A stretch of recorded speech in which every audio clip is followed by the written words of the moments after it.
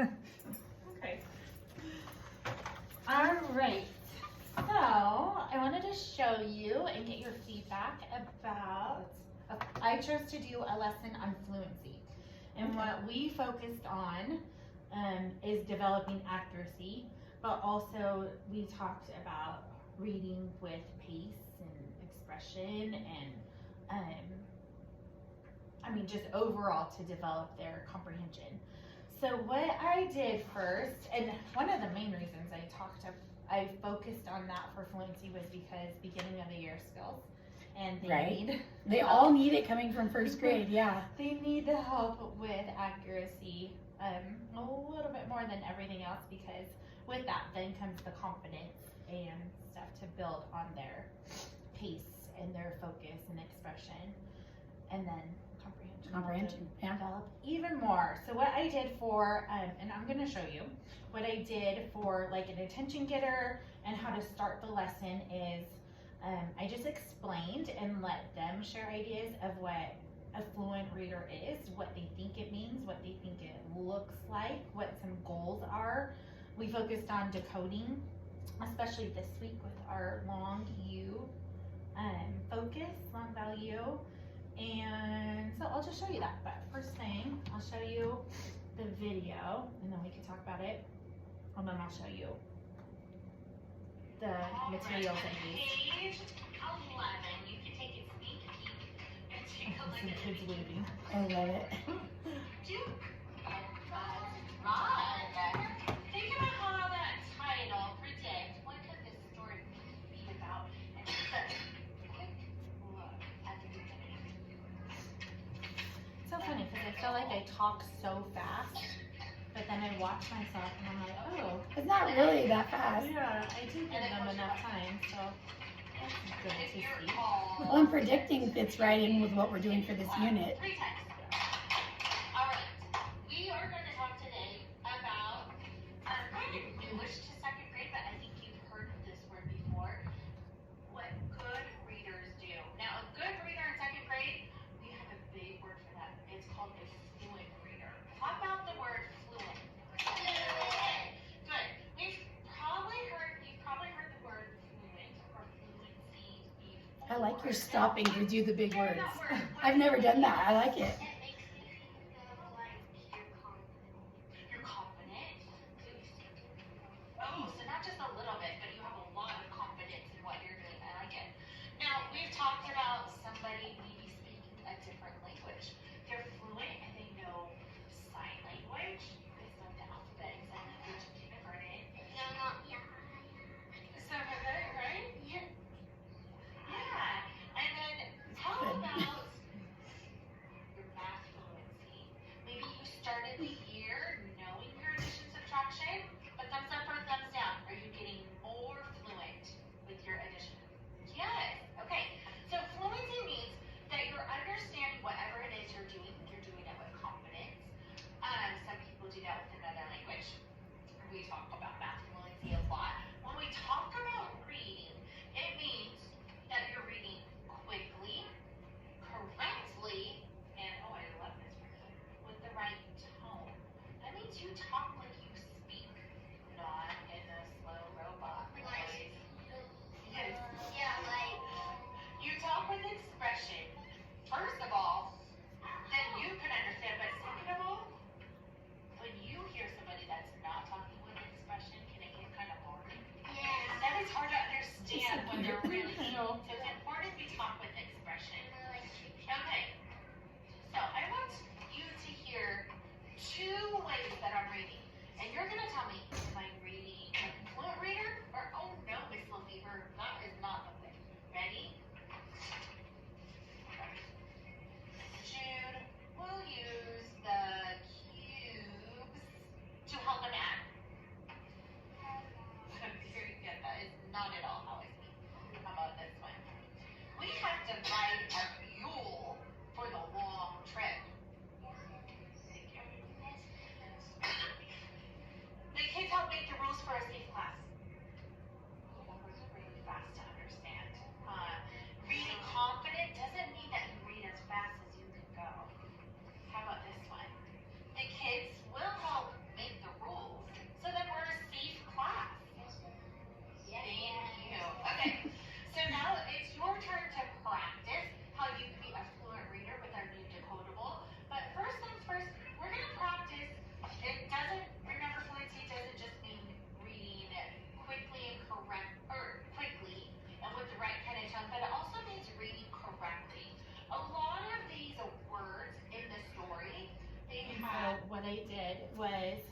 So I guess we could just really reflect on like how, like the explicit teaching I did, and then I could just show you how I followed up on that with some modeled practice, and then kind of geared them towards how to independent practice, and then their goals for right now, and then for the year. But what we did is, I love these worksheets because it's so thorough. So I used the back phrases to give them an idea of how each phrase could sound, like what a non-fluent reader would sound like, and what a fluent reader. And they did really well saying. Yeah, and I should back up and tell you, so this group that I chose specifically, and it's kind of funny how it turned out on the video, because they were, so I have 3 leveled groups. I have the low, I have the low to medium, and then I have the medium to high in a group. And I chose 2 high and 1, so the 2 high were actually the 2 boys, and then the 1 mid was the girl that was closest to the camera, coughing. And then a low mid was the girl sitting by me. Okay. And she's my more like active girl, and then I also chose Halen, which is low. So it was interesting because I feel like the lower ones took it seriously and were acted a little bit more confident, and I don't know if it was because of the recording. Yeah. But like those boys knew it, but they did not want to. They were squirrely and waving him. Well, they were excited because it's a new situation. They were excited just to show, I guess, what they know. But yeah, so it goes from just practicing the accuracy to then reading it in phrases and matching it with the comprehension. So it's like a really quick, we spent about like 2 minutes for a warm up before we read. When we do the decodable, I do let them look at the pictures before I time them, and we did, I was back here at the beginning. I just felt like if they didn't look at the pictures beforehand, then their time would be off because pictures were interesting. Yes. And so they would have wasted time looking at the pictures instead of just reading after. So I let them take that sneak peek at the beginning, the middle, and the end. And then we did a minute. I timed them for a minute, and it actually, I went to 1 minute and 45 because the minute was like a little bit choppy. And so I decided halfway through the lesson, like, okay, I'm gonna just time the beginning of the story instead of the minute. And then tomorrow, so the time was 1 minute 45, and then, so then it didn't throw comprehension off. No. Even though they're used to timing for test taking for a minute, I decided to keep going, let them read the beginning of the story. That was 1 minute 45 seconds. I recorded it on their groups post-it. Okay. And so then they could beat their time tomorrow. See, that's smart, and that ties in with the comprehension and the flow and the predicting too that they're doing with looking at the pictures. So yeah, I think that's a great idea. Doing it, even though they know test taking is a little bit different. And what we're gonna start doing now that the years began is so they can see their growth. And even if they feel like, wow, I'm still reading pretty slow, the goal's right here. I'm not at the goal yet, but at least I beat my score last time versus the last time. Well, and sometimes they can brainstorm, why didn't I beat my score from last time? What was challenging? Yeah. So it's not disappointing. Yeah. And we did. We, throughout the story, we focused on like accuracy. I stopped if it was a word that completely changed what how they would comprehend it. But if it was just like a sentence and they changed the word around, I didn't completely stop them. If they missed a word or just changed a word a little bit around, just so then they could keep with the flow. It was I read, and then they all echo read, and then I read, the girls read, I read, the boys read. So we did the echo reading because it was our first time reading the decodable.